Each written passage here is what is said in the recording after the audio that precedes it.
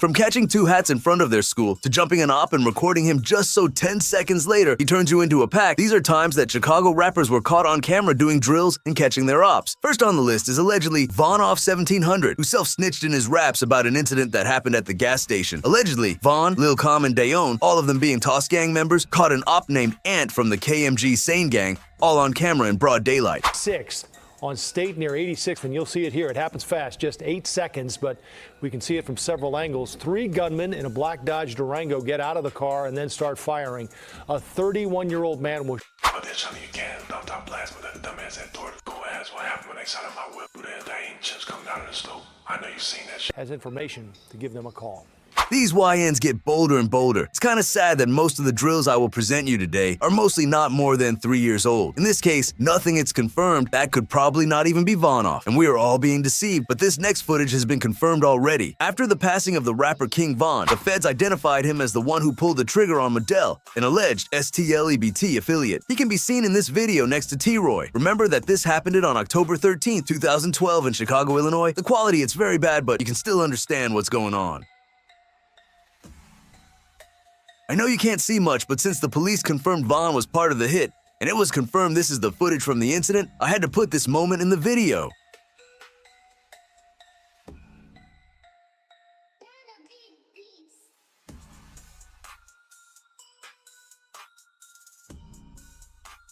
Right after the hit, Von went straight to Twitter to taunt his ops.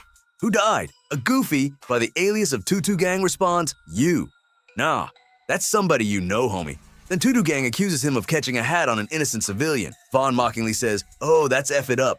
Von follows up after with, stick to being lame, or you can get changed, and it is no safe around our way. You can clearly see what type of mentality these guys had, but can we blame them? Most of the hats they caught were people who tried to get them as well. They grew up in a harsh environment, and it built them into what they became later on. I mean, what do you expect to do if you're basically forced to become friends with a guy that dresses like this?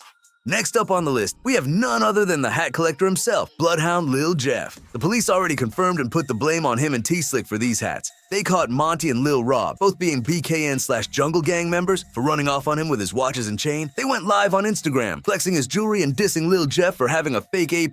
Niggas ain't coming like, look, tell the ops, stop wearing that fake ass 50K, we got like 50K down. That fake ass AP they got down there, man. Y'all ain't fake ass AP. I just turned up Cartier AP. His pride couldn't let that go, so he suited up, got his homies, and after receiving a tip that Monty and Rob were about to leave school, he went out blasting. And after the were all caught on a nearby surveillance camera. You can see both victims here on the left side of your screen. Here on the right side, a dark-colored SUV pulls up. Underneath the train tracks, at least one person can be seen running from the car, ambushing the victims. The shooter then runs back into the SUV. The driver taking off south on Wabash and then turning west on Madison. All of this happening right in the middle of the Loop lunch rush hour. You'd think that after the revenge, Jeff would be smart enough to separate himself from that incident. But you'd be wrong.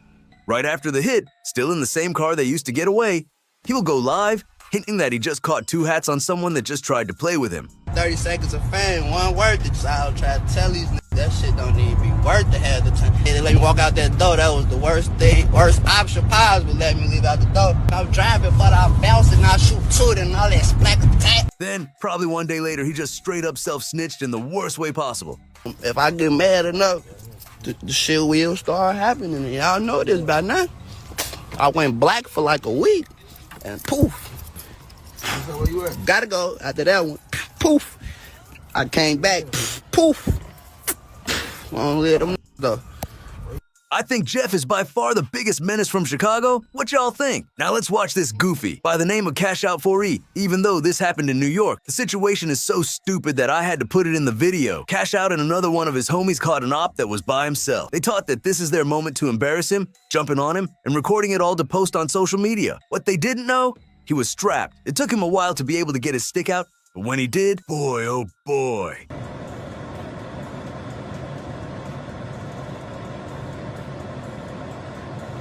Now he gets back up, trying to reach in his pants.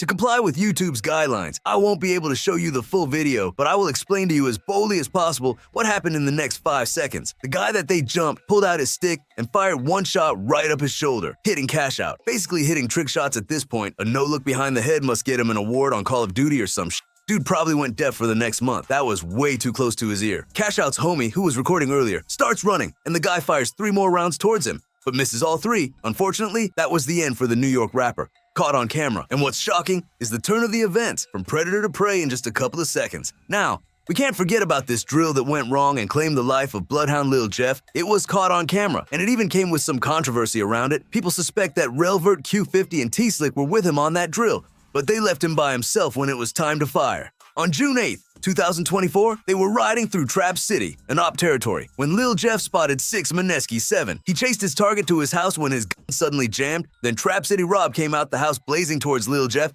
He passed on the scene. Allegedly, minutes later, Q50 and T-Slick came to pick up Jeff and take him to the hospital. The medics confirmed he was hit in the chest almost 19 times. What a sad way to go out, chasing violence and ending up the same way. But we already know he was a crash out. He didn't care if he ended up exactly like this. By his words, Blood in, blood out. That's just how I'm living.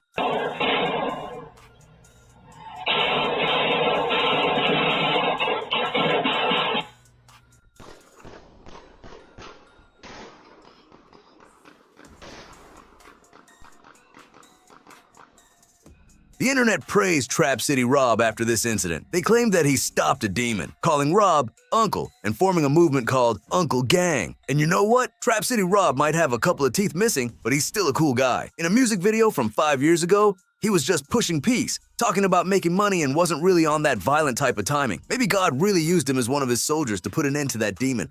Jeff was up 11 hats at that point, all caught in a very short time span. If he was successful with this drill, he would have been up at least 15 hats by now. Dude was a straight savage.